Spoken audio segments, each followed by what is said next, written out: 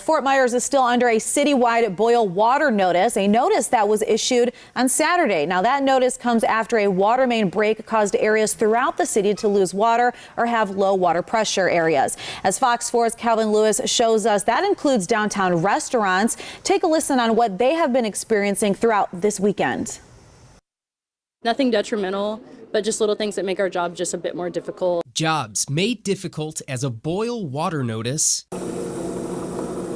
hits downtown Fort Myers. People are very weary about that stuff. Especially in downtown where a lot of the clientele are going drinking, whether it's alcohol or kava or kratom. Like at Kava Culture, where it's affecting their typical workflow. All of our drinks are made with water. We go through tons of brews a day of kava and kratom.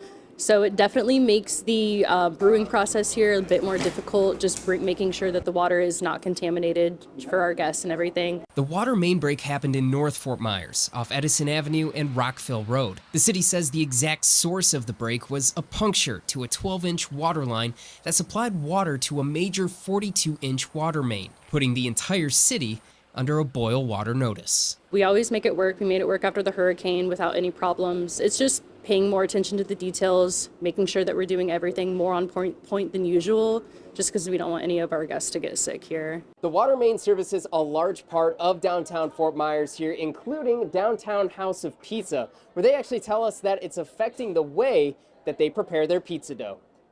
Usually when it's not as busy, we'll boil water on our little stove in a flat top. So to keep up with the demand, we have to use the water bottles because it's kind of slowing us down to boil water. But it's not anything this crew isn't used to already.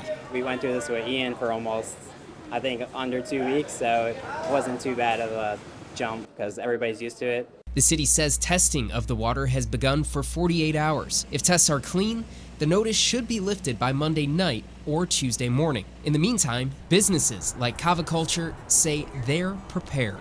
If it's lengthened, we all know what to do here so that we still can serve our guests in a healthy way.